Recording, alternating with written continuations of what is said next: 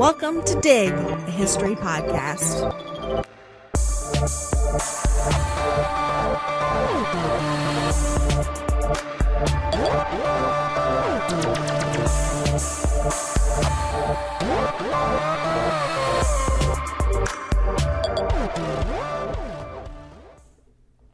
In mid-March of 2022, a video spread virally across social media platforms. An elephant with its trunk wrapped around the top bar of its enclosure, its eye casting an anxious look out.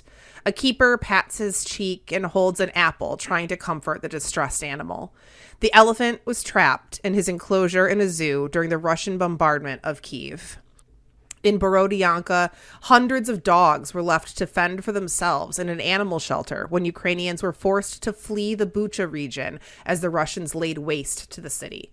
When volunteers returned, the vast majority of the dogs had died of dehydration and malnutrition. In one social media post, a Ukrainian man described opening the gates of his horses' stalls to let them run free, knowing that they would have a better chance at survival if they weren't locked up when he escaped from the encroaching Russians. Animals are often unwitting victims in times of war, vulnerable to bombs and IEDs, and trapped in war zones when their people must evacuate. But animals can have different roles in war too. Animals have been used to move soldiers and equipment, and even as weapons themselves. Horses, mules, and oxen were critical to the movement of soldiers, weapons, and supplies in nearly every war across time. Armies in Nigeria used bees as a weapon. In 1941, the United States military began a military unit just for dogs for defense, that trained dogs for use on and behind the front lines. Around 200,000 dogs were trained by the Nazis for use in death camps. Animals also served ideological functions in times of upheaval and war. In fascist Japan and Germany in the 1930s, specific dog breeds became symbols of national and ethnic identities. In the United States and across Europe, zoo animals have been used to underscore narratives of sacrifice in times of war, helping to emphasize to humans that they too should give things up in the name of victory. And animals have served purely practical purposes, used as test subjects in military weapons testing, stand-in patients in combat medic training, and as suicide bombers. Animals are victims, weapons, mascots, heroes, and soldiers in human conflicts, and have been for as long as humans have made war. But perhaps the most dramatic has been the war elephant, the massive, intimidating, trumpeting beast of ancient warfare. Elephants are the largest land animals on Earth, but not only are they huge and powerful, they experience human-like emotions, are extremely intelligent, and have long memories. The combination of their extreme power and deep intelligence have long made them valuable to humans, especially as military machines. Today, we're talking about the history of war elephants in ancient and modern warfare. I'm Sarah. And I'm Avril. And we are your historians for this episode of Dig.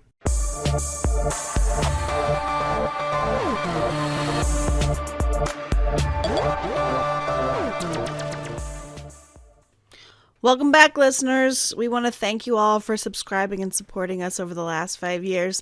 Our Patreon supporters keep this history excavation team digging. Wink, wink.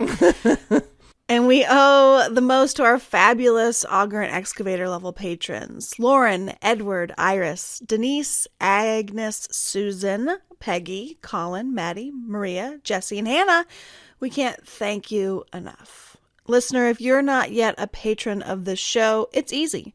Just go to patreon.com/digpodcast to learn more.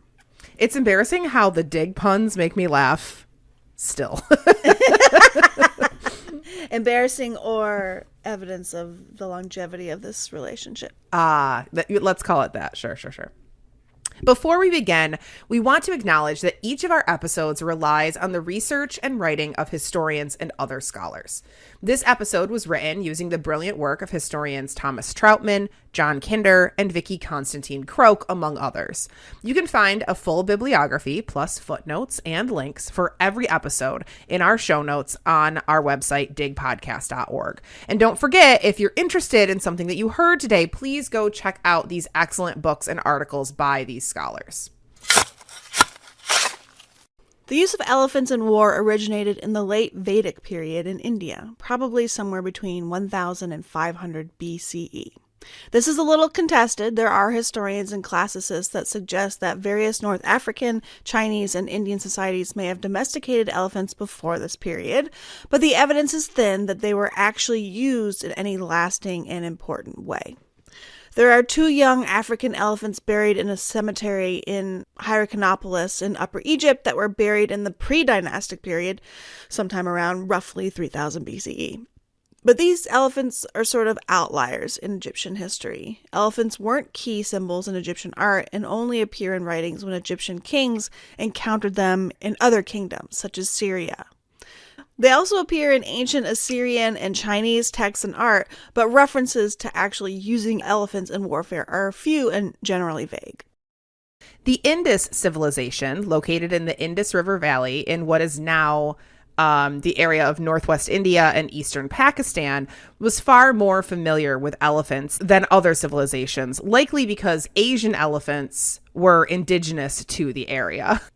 Elephants appear often on seals and images, and even are represented in children's toys. Historian Thomas Troutman writes in his Environmental History of Elephants in Indian Kingdoms that the use of elephants for war was influenced by the arrival of the Arya people, ancient people from the Central Asian steppe, their introduction into India, bringing with them their culture of horseback riding into a land that had no indigenous horses, but did have lots of elephants.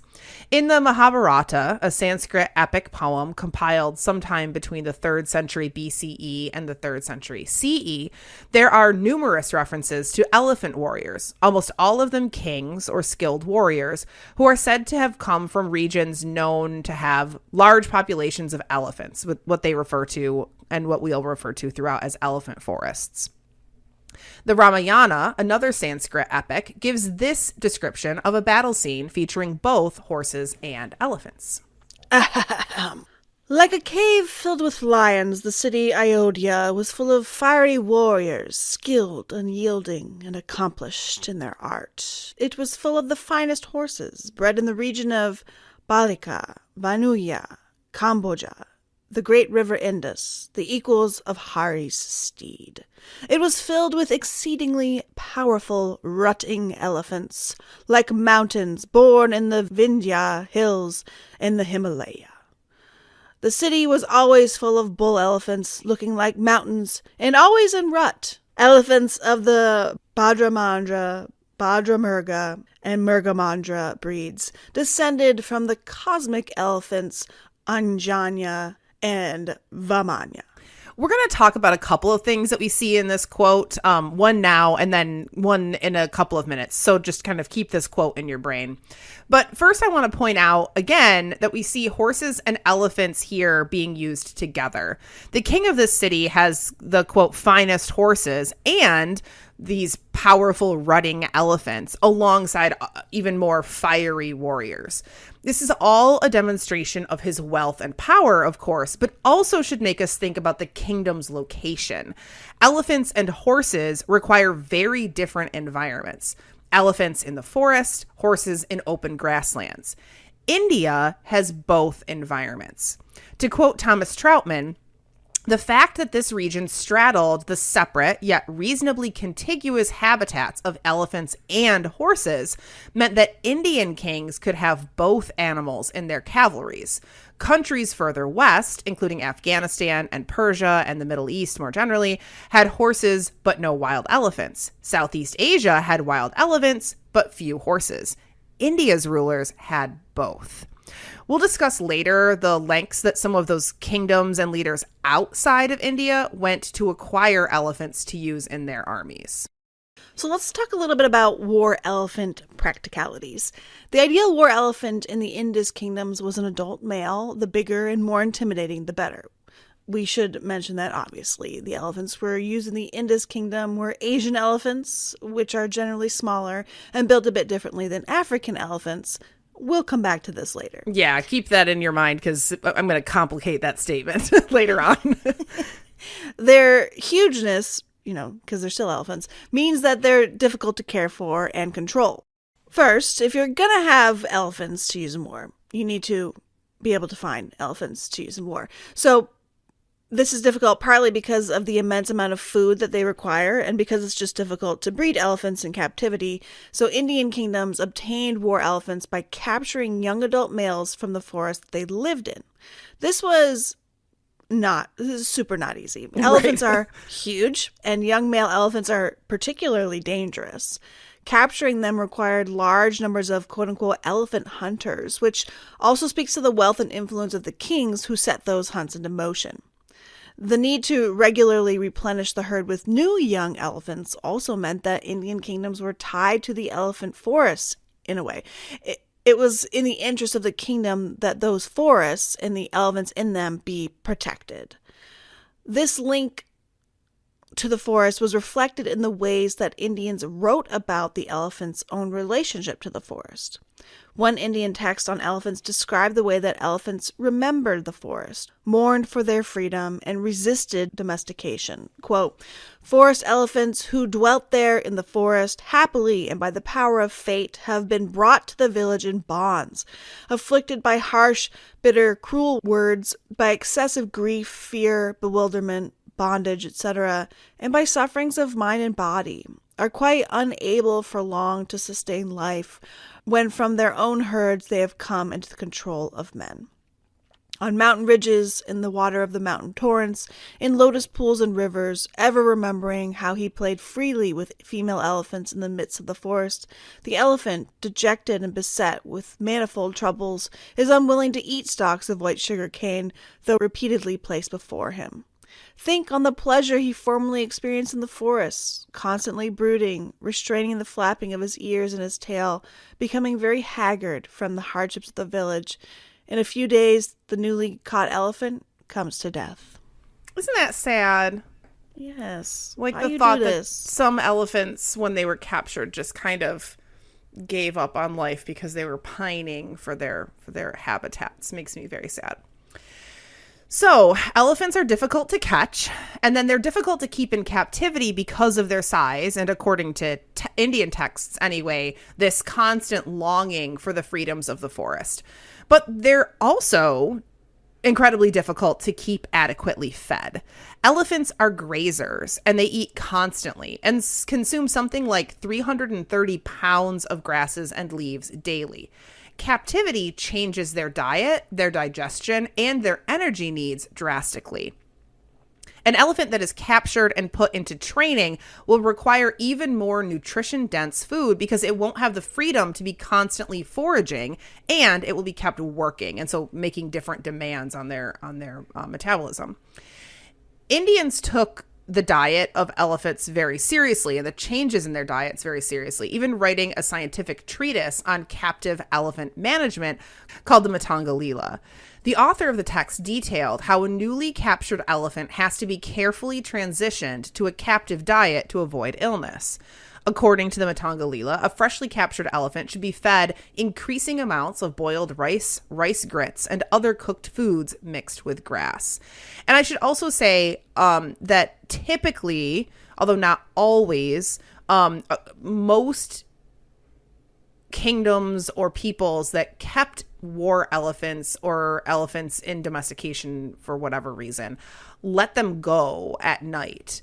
Like they would work them during the day and then let them go kind of wander in the evening so they would feed themselves whenever possible, because it was just so difficult first to keep them adequately fed, and also because of this longing that they had for their freedom. And so it becomes almost like a compromise that elephants and humans strike in these situations where elephants are kind of tolerate working as long as they can be given that freedom in the evening overnight to go forage, and often like to bathe and swim and stuff like that, to just be elephants.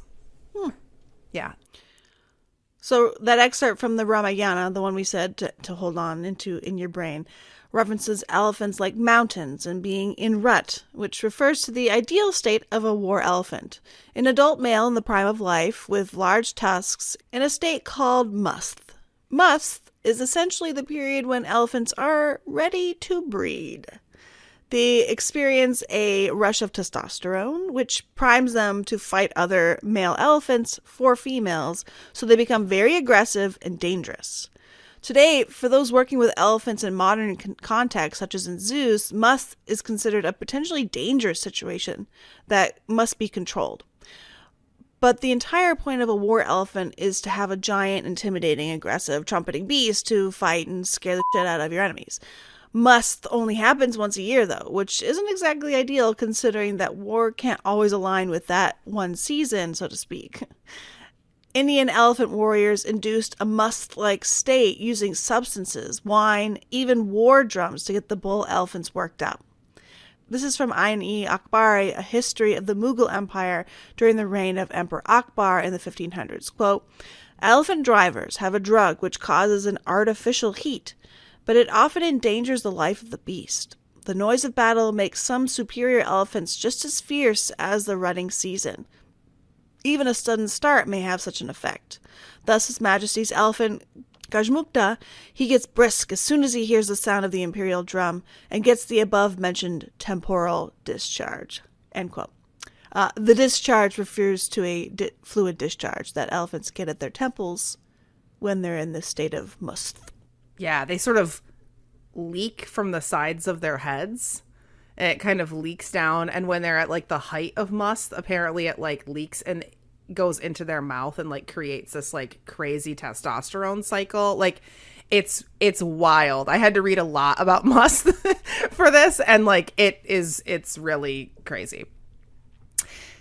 So this raises an important point about war elephants. In general, but especially during must, bull elephants are extremely difficult to domesticate and to control. When they're ready to fight, they're literally in a frenzy and you cannot control them. So this really underscores the fact that the purpose of war elephants wasn't to ride as transportation. So they're not really like cavalry horses, right? And it wasn't also to carry equipment like oxen, even though you can also use them for those tasks. Instead, like we mentioned before, their entire purpose is actually to terrify troops and to fight other war elephants. And then maybe, often sort of incidentally, to stomp or gouge a few humans in the process. So essentially, they use the same method of fighting that they would use in the wild, but they turn it against other war elephants, the other elephants of the opposing army, by shoving and gouging with their tusks until one is vanquished. That's what they would be doing when they were in must anyway. They're just kind of harnessing that and putting it towards the opposing army. Elephants and elephant warriors, called mahouts, made up an organized unit alongside the infantry and cavalry in a king's army. Outside of battle settings, the Elephant Corps was managed within the military bureaucracy. In the massive Mauryan Empire, an ancient empire that stretched across most of India between 321 BCE and 185 BCE, the military was overseen by a kind of war office with superintendents overseeing various branches. The Gajahayaksha was in charge of keeping, training, and the deployment of elephants. Not all elephants were all that trainable, as we've mentioned. The ancient text Arthashastra, which is kind of an Indian version of the Art of War, written by Chanakya, a Maurya politician, has a chapter dealing with the training of elephants for use in the army. Chanakya separated elephants out into several different groups based on how trainable they were. Ones that were rideable, ones that would move when tapped with a staff, ones that would trot when encouraged by a staff or whip, those that would only move when pulled with a hook, staff, etc. The Elephant Corps had its own staff, according to the Chanakya, tasked with the day-to-day work on keeping the elephants healthy, including watchmen, sweepers, cooks, trainers, and grooms, in addition to their trained warrior riders. They also had their own elephant doctors, who ensured that the creatures were kept healthy, and poor treatment, defined as dirty stalls, poor food rations, poor bedding, beating, and endangering the elephants, was punishable by fines. Chanakya and other texts, including the Mahabharata, detail the kinds of equipment that elephant handlers used, including leather and metal armor and girths and necklaces used to go around the elephant for a warrior to hold on to. Depending on the time period and the kingdom, there could be anywhere from 3 to 7 riders on each elephant, each with a separate task, some armed with bows and arrows or swords, others carrying hooks to help direct the elephant, some carrying a lance and a banner. If you've seen images of war elephants, chances are you've seen an elephant carrying a large structure, almost like a kind of tower on its back, ostensibly where a person sat. Sometimes today you'll also see images of elephants wearing an actual castle turret. And Elephant and Castle is the nickname of a busy intersection in London because the image of the elephant with a castle on its back has been used as a symbol or as the name of a pub or other building in that area since at least the 18th century. The castle on the back of the elephant is an interpretation of a howdah, which is a platform used on the back of the elephant, often with some kind of structure on it for a person to sit in. Howdahs were actually not used in very ancient elephant warfare, and it's not clear exactly when they came into common use. Greek historians Diodorus and Pliny the Elder both mention them, but not until the 1st century CE, and they don't really appear in ancient Indian art or in the Arthashastra. They were definitely in use by the medieval period, but were usually used to carry kings or other noblemen rather than warriors. So, it certainly looked imposing and regal to roll in on some kind of royal visit on an elephant in some lushly appointed howdah. But actual war elephants typically didn't have them, and warriors just kind of hung on to that girth or another kind of strap and rode essentially bareback. The first non-Indian to write about Indian war elephants was a Greek physician named Ctesias, who had encountered elephants in Persia during the Persian Achaemenid Empire, which existed from 553 BC to 330 BC. Ctesias wrote about watching an Indian elephant, commanded by an Indian mahout, topple a palm tree in Persia. Today, scholars believe that this singular elephant and its handler were gifts to the Persian king from an Indian kingdom. Ctesias recorded other Persian stories about elephants, although it was mostly secondhand stories about Cyrus, the founder of the Achaemenid Empire, encountering them in battle when Indian kings came to fight in allies to Cyrus's enemies, the Derbakis, which is located roughly where Turkmenistan is today. Achaemenid Empire is the Persian Empire. It's just two different names. So if people are confused by the fact that we're using them, both those terms, that's just because they're kind of interchangeable. Yes. The Derbakis used their elephants to ambush a cavalry. During the attack, Cyrus himself fell from his frightened horse and was killed by an Indian soldier. So the Persians encountered war elephants, but didn't really have them in their own armies. There is cuneiform evidence of elephants in Persia dating much further back, but only as occasional displays of wealth and power, not used in war. The use of war elephants in Persia didn't come till much later. However, what's really interesting is that Ctesias, this physician scholar who wrote about Cyrus's encounter with the Indian war elephants, also wrote several books of Assyrian histories, which were later shown by scholars to be totally fictional, that feature Persians using war elephants. So, another side note about terminology, Assyria was a region within the Persian Empire that sort of outlasts the larger Persian Empire. This episode was a lot of me looking at ancient maps, I should say maps of the ancient world, and trying to figure out who was where and what all of these names mean. So it seems like I'm over explaining, it's because I have to do that for myself. So bear with me, folks. Anyway, Ctesias' histories, quote-unquote histories, include the story of Semiramis, an Assyrian queen who never really existed. Semiramis was incredibly beautiful and used her beauty as a tool to seize power. According to Ctesias, one of the Assyrian king's lieutenants fell deeply in love with Semiramis, who was raised by the king's cattle herder. There's this whole thing about how she was partly a god, and her mother gave birth to her, but then turned into a fish and left her on the beach, and she was fed by doves until The king's cattle herder found her and raised her, and she was so beautiful because she was like the doves, and Semiramis means like dove-like or something. I don't know. This is a very strange story. Anyway, so she had been raised by the king's cattle herder, is what you need to know. And the king's lieutenant had to go like inspect the cows, and he sees her there and he's like, oh my God, she's just so beautiful. And so he takes her back to the royal court and marries her. I just have to read this quote because it's just incredible. Quote, as Semiramis had other qualities in keeping with her facial beauty, it so happened that her husband was completely enslaved by her. And because he did nothing without her advice, he was successful in everything. I mean, honestly, relationship goals, right? She's very talented and beautiful.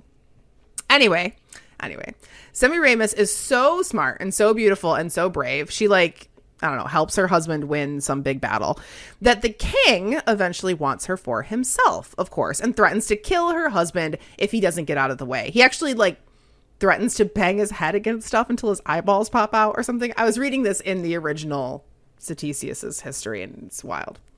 Her husband goes bonkers because of his desperate love and because he doesn't have a choice, and so he kills himself.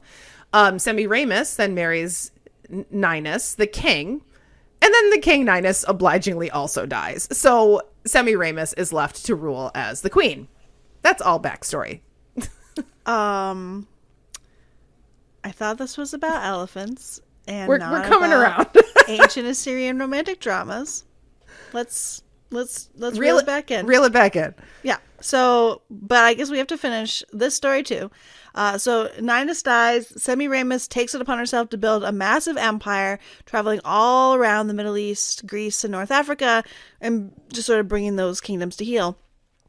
And when that's settled, she looks to India, which is incredibly wealthy. Ctesias describes the wealth of India in part by describing the army of Semiramis's Indian enemy, Stabrabates, which, a quote from Ctesias is, quote, he reigned with countless soldiers and an incredible number of elephants, brilliantly adorned with the terrifying instruments of war.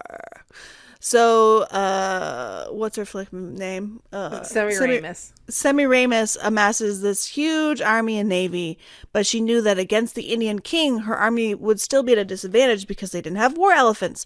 So according to Ctesias, quote, seeing that she was at a great disadvantage owing to her lack of elephants, Semiramis planned to build a peculiar kind of these animals, hoping to frighten the Indians who thought there were no elephants at all outside of India, end quote. So she called for the slaughter of 300,000 black cows and ordered her craftsmen to stitch the hides together and fill them with straw to make fake elephants. Ctesias writes that, quote, each of these fake elephants had a man inside controlling it and a camel carrying it along, providing the illusion of a real beast to anyone looking on from afar. Then she had her real cavalry train their horses around the elephant models so they wouldn't be afraid of elephants when they encountered them in battle. So when Stabrabates learned about Semiramis's massive army, he freaked out and sent out his elephant hunters to gather even more elephants, and according to Ctesias, quote, equipped them all splendidly with such things as caused terror and war. And in consequence, when they attacked, because of their large numbers and the towers on their backs, they looked like something no human being could withstand. Semiramis won the first battle against Stabrabates' men, and then continued her invasion of his kingdom with the model elephants out in front, so that, quote, the enemy spies would announce to the king that there was a large number of wild beasts with her. The Indians were baffled, quote unquote baffled, about where the queen had gotten so many elephants. When Semiramis's and Stabrabates' armies finally met, the king's horses freaked out because the elephants didn't smell or look like the war elephants that they were accustomed to, and they were thrown into utter confusion. But Stabrabates' real war elephants proved too strong for the fake ones. This is a quote from Ctesias. Since the animals were incredibly strong and confident in their peculiar powers, they easily destroyed anyone who resisted. Consequently, there was considerable slaughter of all kinds, some men falling under their feet, others torn apart by their tusks, and a number thrown into the air by their trunks. This carnage made it clear that Semiramis couldn't keep up the fight, and so she and her army escaped by cutting a pontoon bridge after her army had crossed a raging river. So, the story of Semiramis and her fake elephants is definitely fiction, even though it is very fun. But it does tell us something really important, that the Persians, and we can probably assume other Mediterranean powers, understood that the Indian armies were more powerful because of their war elephants, and maybe even more importantly, because of their ability to always get more when they were needed. So there was definitely knowledge of war elephants outside of India, but not of much use, right? This didn't change significantly until Alexander the Great's invasion of the Indus Valley in the 300s before the Common Era. Alexander was a king of the ancient Greek kingdom of Macedonia who ascended to the throne by age 20 and by 30 had created a massive Greek empire across the Mediterranean world. Although there are, of course, no elephants in Greece, Alexander most likely knew elephants existed and were used in battle because his tutor was Aristotle, who had written a surprisingly accurate description of elephants in his treatise, The History of Animals. Alexander encountered war elephants in his invasion of India in 326 BCE. When one army's elephants broke ranks and ran away, Alexander sent elephant hunters out to gather them for him. When they were caught, Alexander took not only the elephants, but their riders, meaning that he not only had the elephants, but also people who had the knowledge and skill needed to actually use them. During the Battle of Hydaspes, Alexander's biggest battle in India against King Porus, Alexander's Macedonian soldiers saw that not only were the elephants fearsome, but they were also intelligent and trainable. Plutarch, in his biography of Alexander the Great, wrote that Porus's own elephant was enormous, but also, quote, showed remarkable intelligence and solicitude for the king, bravely defending him and beating back his assailants while he was still in full vigor. And when it perceived that its master was worn out with a multitude of missiles and wounds, fearing that he should fall off, it knelt softly on the ground and with its proboscis, or its trunk, gently took each spear and drew it out of his body. But while the purpose of the war elephants was to terrify opposing troops into submission, Alexander had prepared his troops to expect elephants and even equipped them, although it's not totally clear to me how. He apparently equipped them with weapons crafted specifically for attacking elephants. So, Alexander's soldiers attacked the elephants with spears and specialty swords and axes that they used against the animals' legs. Alexander defeated Porus, and later, as the army continued to move through the region, other kings gifted Alexander more elephants. So by the end of his invasion, he was reported to have hundreds, used mostly for their intimidating visual grandeur. But despite all of the appearances of power, the rest of the invasion did not go well for Alexander. His soldiers, fed up with the difficulties of campaigning around India, mutinied, forcing the general to retreat from his invasion of the Indus Valley. Alexander died not very long thereafter. But Alexander's successors hung on to the use of elephants, and in the power struggle that followed his death, the supposed successors all used Alexander's elephants in their own armies against each other. Alexander's original elephant corps couldn't last forever, though, so his successors had to find their elephants for themselves eventually. Increasingly, Greeks waged war on Indian kingdoms in their attempts to seize elephants. One of Alexander's generals, Eudemus, actually murdered Porus and seized his elephants. Seleucus, another of Alexander's generals, managed to acquire 500 elephants from the Maurya kingdom. We've already mentioned them. They got elephants from the forest.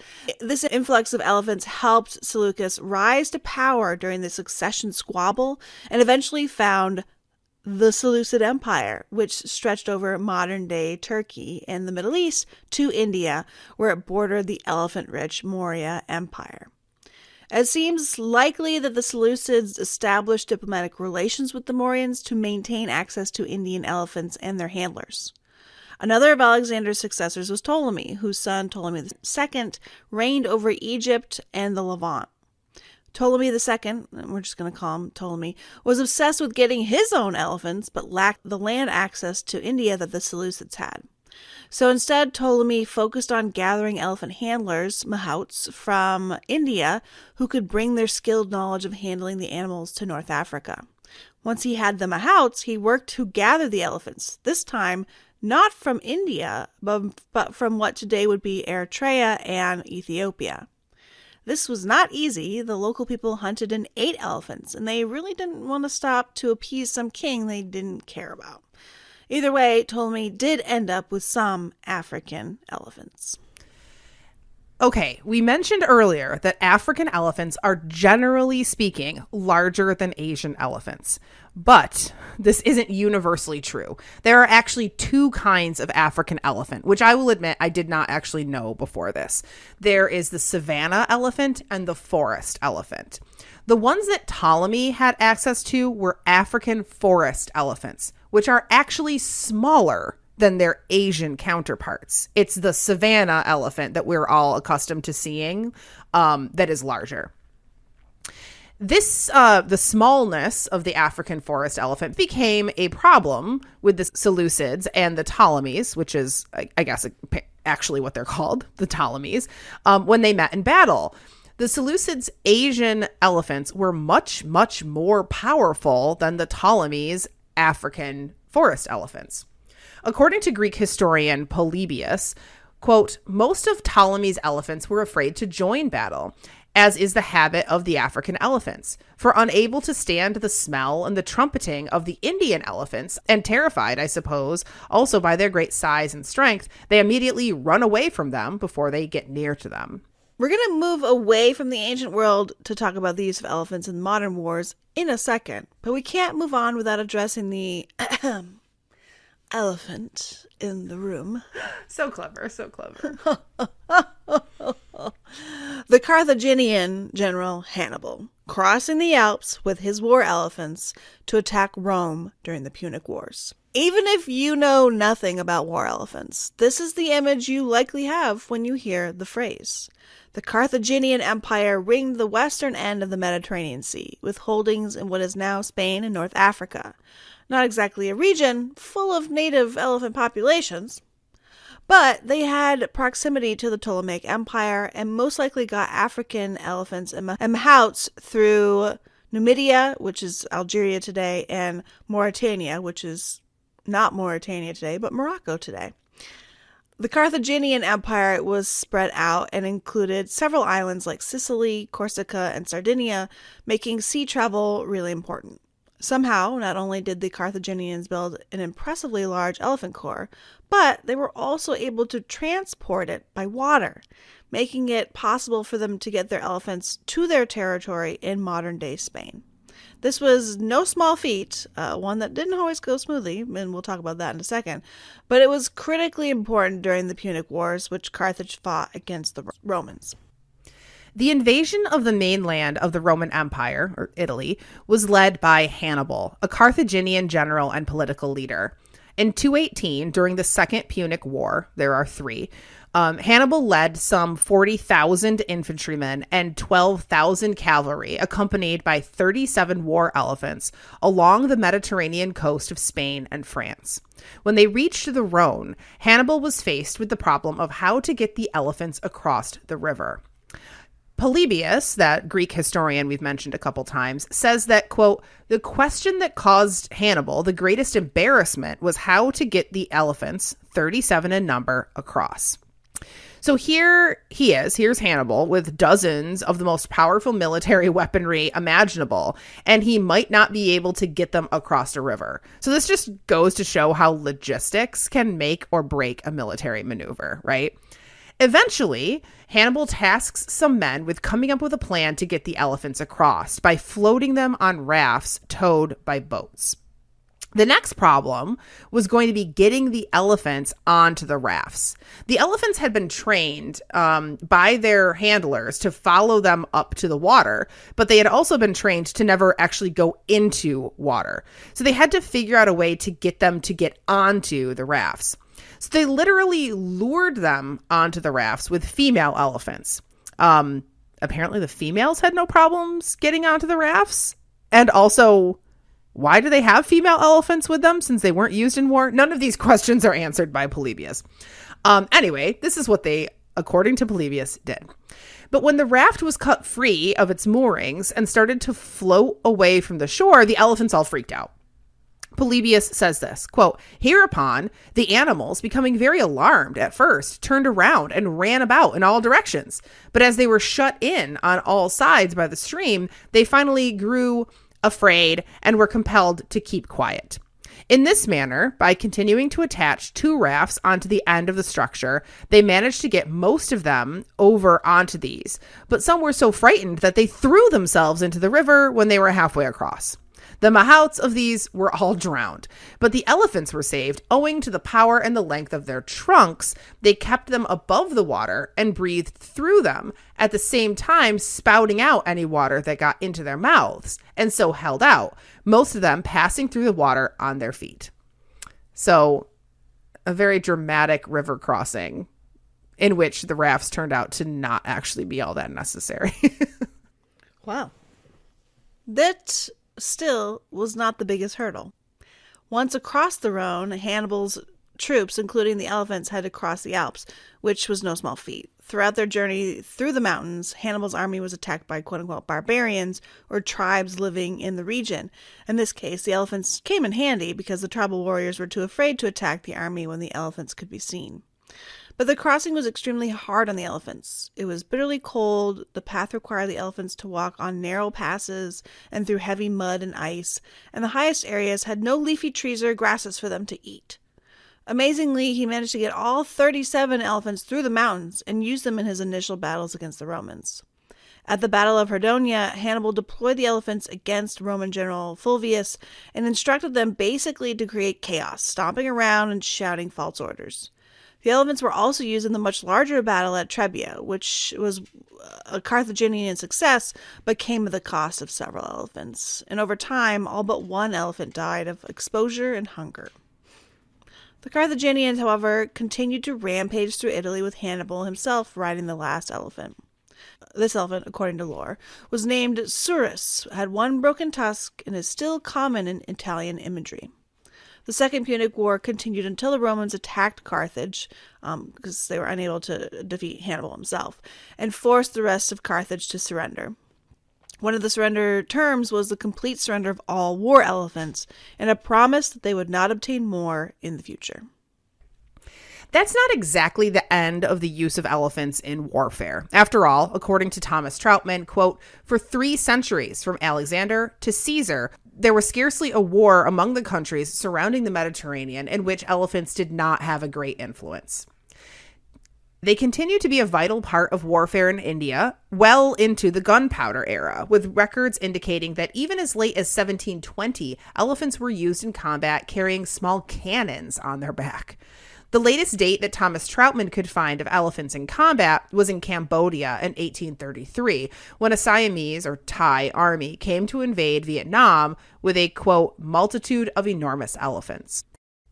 But elephants did continue to play a role in warfare.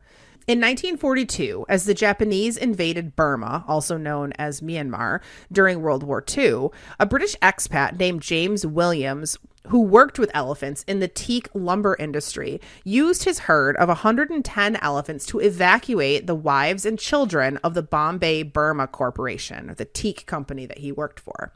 The only way out of the country was on foot, and the main roads were either clogged with desperate refugees or being kept open for troop movements.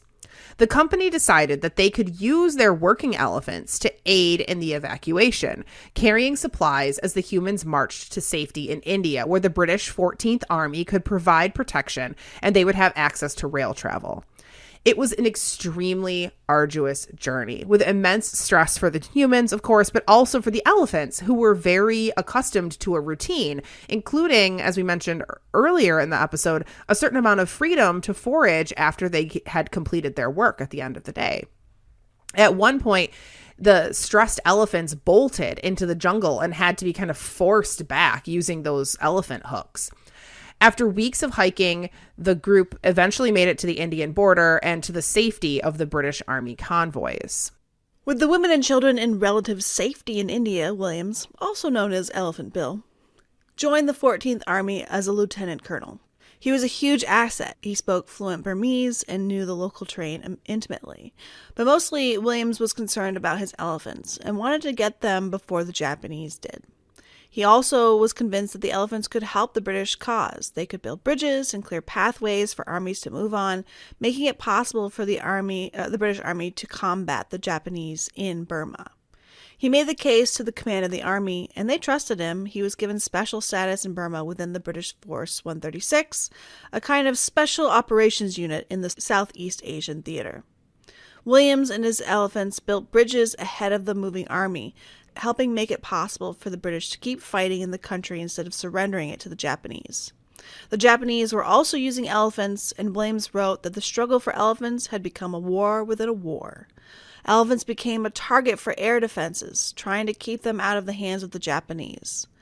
A journalist wrote that American pilots, quote, machine-gunned elephants, and when they failed to drop or even halt the beasts, the flyers dumped fire bombs, hoping to start a stampede.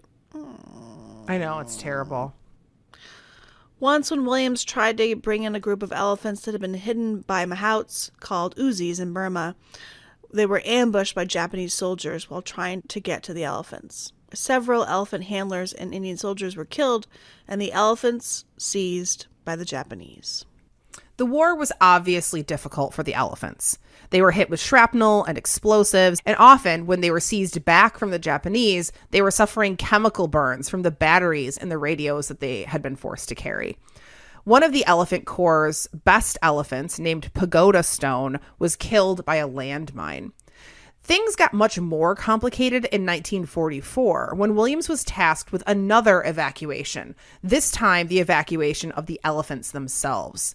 The animals were immensely valuable to the British cause, but the Allies were also preparing a massive assault against the Japanese in Burma, and they couldn't risk harming the elephants or allowing them to fall into Japanese hands. There's no easy way to move elephants out of the way, of course. So Williams and his men, joined by several dozen additional refugees, made an extremely difficult journey, even more difficult than the first evacuation, this time taking a different route, one that would keep them hidden and also take them through the mountain ranges in the north of Burma. The changes in altitude and bad weather made everyone, both human and elephant, sick. Eventually, as Williams scouted the route ahead of the moving elephant convoy, because they're moving off of like the beaten path, essentially. So he keeps going ahead of them to see the terrain because he's, based on the maps that he's working with. And as he's doing that, he finds himself faced with a sheer stone wall, which will be absolutely impossible for the elephants to traverse. They were stuck and they were terrified of falling into the hands of the Japanese. Williams, with no other choices, gathered every able person in the group and had them saw away at the ridge until they basically built a staircase, a massive elephant staircase. There was absolutely no telling whether it would work. Williams was pretty sure at first that it couldn't work. The only example he could call on of elephants traversing that kind of terrain was literally Hannibal crossing the Alps. But there was no other option. Williams had his favorite, most trusted elephant, Bandula, lead the rest to the staircase. When they arrived, Williams' trusted elephant handler Po Tok commanded Bandula thwar, or climb. This was a command he was familiar with from his days logging teak. The elephant climbed up the first step, then stopped for several minutes and seemed to think about the task at hand. Finally, he made a decision and started to climb the staircase. It took Bandula 3 hours to get to the top of the wall, followed by the rest of the Elephant Corps. It was a mind-boggling achievement, but they couldn't stop. In all, they hiked for 3 weeks before they reached the safety of India. The Elephant Corps' work didn't end there either. They did eventually go back to Burma to keep up their vital work building bridges, but for the time being, humans and elephants enjoyed a long rest in the tea fields of India. And the elephants really enjoyed the tea fields of India because they love to eat tea. They love to eat tea? Oh, yes. And the Indian farmers were super not happy about that. Aww. And Williams was like, I don't care. My elephants are going to eat whatever they want. They're going to get fat on tea. That's right. Hundreds of elephants were killed in Burma during World War II, most of them working on behalf of humans in a war that they didn't understand. Other elephants also paid the ultimate price for the whims of humans. During the 1943 Battle of Berlin, the Allies bombed the Berlin Zoo, destroying the Elephant Pagoda, or the Elephant Pagoda, which was the elephant house. All 7 of the elephants that lived in the elephant house were killed. Imagine the terror that these elephants experienced as the bombs fell around the zoo, totally unable to escape their cages and unable to understand what was going on, right? The elephants in the Berlin Zoo, just like the elephants in zoos all around the world, were used by humans during the war effort, just not in the same way as generals like Hannibal, Alexander, and Ptolemy had used them. Instead, they served as symbols of sacrifice, of patriotic war work, or of the brutality of the enemy, all designed to inspire humans. Zoo elephants worked crop fields in Great Britain. And images of their suffering and the Berlin Zoo bombing offered Germans a safe opportunity to remember their losses to the Allies negatively, right? Like this is culturally not something that is done in Germany because of the complicity of Germans, right, during the Holocaust and World War II. And so this was kind of a way that they could think negatively of what the Allies did to Germany. Does that make sense? Mm-hmm. Yeah. But when the reality of having large, dangerous animals that require massive amounts of food in captivity outweighed their symbolic usefulness, elephants, among many other zoo animals, were simply abandoned or even killed. The history of elephants in war is dramatic, and it's very interesting, hopefully, as we've demonstrated.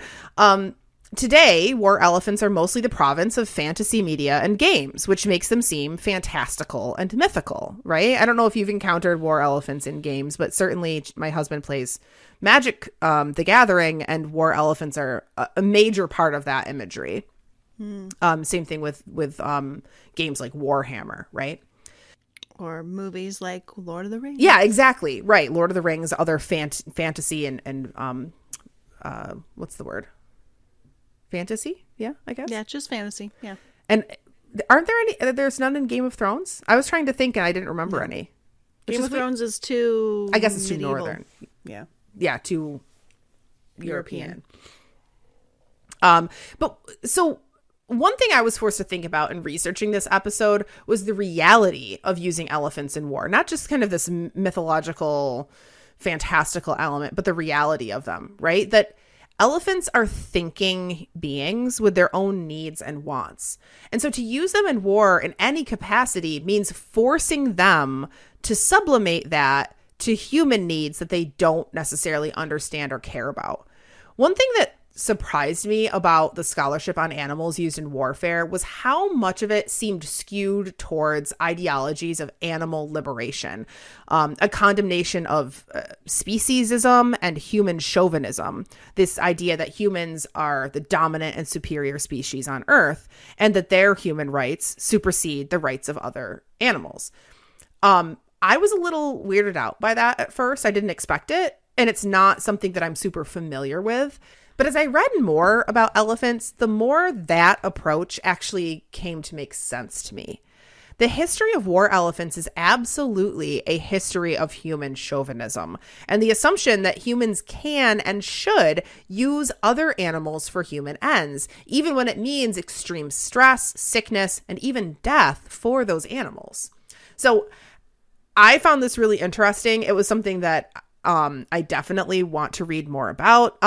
What are your thoughts on this, on war elephants and human chauvinism? And well, it's interesting that you should ask these questions, because I ask or I discuss things that might be useful for thinking about this question from the perspective of the ancient and medieval and early modern worlds, right? Like the pre-industrial age, because elephants notwithstanding, well, elephants included, depending on what region of the world you're in, but right, we're talking about a time period when the ubiquity of animals in everyday life would have made people, I think differently about animals than the way we do today, right? Yeah, like totally. Like we name Bunja the whatever Bandula. the elephant Bandula, and we give our pets names, and we're very removed from the reality of animals' lives and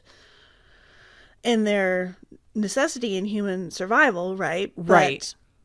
So that, I think, also gives probably the authors that you're talking about that the same kind of, the distance and the ability to think differently about animals. Totally. And not that they're wrong or right or whatever. I probably think the same way, because obviously I dote on my dog like she's a human child. But yeah, so it was just interesting to think about how, it would have been weird to name your cows, right? Like the cows in your field. You would have just had cows. Maybe you wouldn't have anthropomorphized them the way that we do animals today. So, yeah, I don't know. Yeah, that's such an interesting point, because actually one thing that I was struck by was how in the primary sources that I kept coming back to, there were certain elephants that were given individual names. And I didn't really think about it while I was writing it, but now that you say that, that does sort of speak to not necessarily their being anthropomorphized, but I think to how important they were. Right. And the ones that were given names were the ones that were like belonged to the king or to the general, right? Like Surus, the one that Hannibal apparently rode. Yeah. And so I think that sort of indicates how important they were and how powerful they were, those individual elephants. But you're right. I mean, elephants were understood as tools, as weapons, as machines. Or as food in some cases, right? Yeah, absolutely. Yeah. And so, I think that this is, and I bet we would, find this with other animals if we looked at other war animals, is that it's really tricky and complicated, that people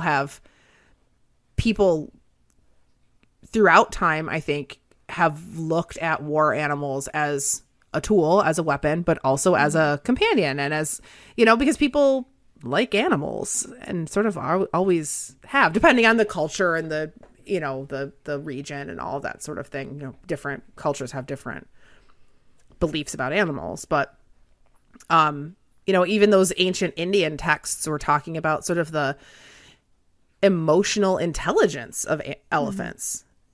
So yeah, I mean, I think that this might look different if we were talking about a different kind of animal, like oxen, right? I don't know if we'd be having quite the same conversation, because we think of elephants as unique, as being really intelligent and really kind of capable of emotions in a way that, like, we don't think about all those cows that Semiramis slaughtered, right? Right. Yes, exactly. No. Yeah. I think you're right. So yeah, I have no other thoughts. I didn't think that I would be as interested in war elephants. I thought I was going to write about dogs, actually, more. I was going to write a lot about dogs in war, but once I got going on the elephants, there was so many really interesting stories. And I liked that it got to be a story so much about India, which I don't typically do episodes on. So I learned a lot. Yeah. I hope that you enjoyed it, people. And if you didn't, keep it to yourself. Exactly. Kidding. Yeah, don't tell me. We apologize to all of our listeners who know that we butchered all of those Indian names. Yeah, we did our best. We did Google them, but, Google is only as good as Google can be. Right. So thanks for listening. Make sure you follow us, subscribe, and leave us a positive review and 5 stars on the old podcast catcher, wherever you're listening. You can find transcripts and the sources for this episode, all those books that Sarah used for writing this episode about elephants, at our website, digpodcast.org. And we love to hear from you. So we're still on Twitter for now. Oh, yeah. Fingers crossed. Dig_history, and we're on Instagram, dig_history. And you can always send us an email. hello@digpodcast.org. Bye. Bye.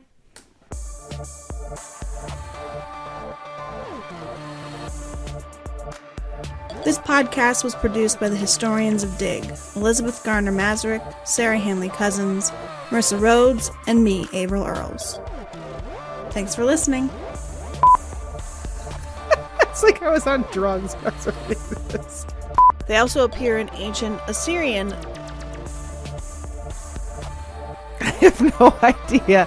I think that, let's say and. I don't know what NS means. I have absolutely no idea. I don't know where I was going for there. Oh my. Stabroda. Stabro. I was pronouncing it Stabrobates. Stabrobates. Stabrobates? Bates? Stabrobates. Elephants of the you and you.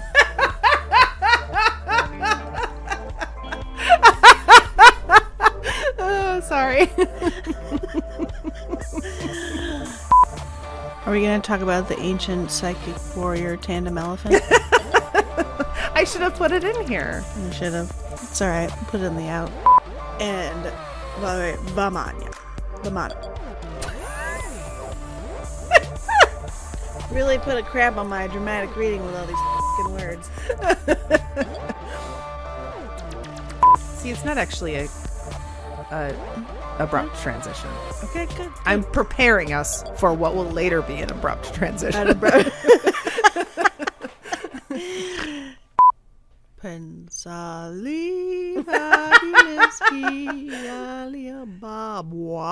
that elephant has like the little patch of hair on his head and like the little hat because it's actually the monkey. It's so cute. Yes. So cute.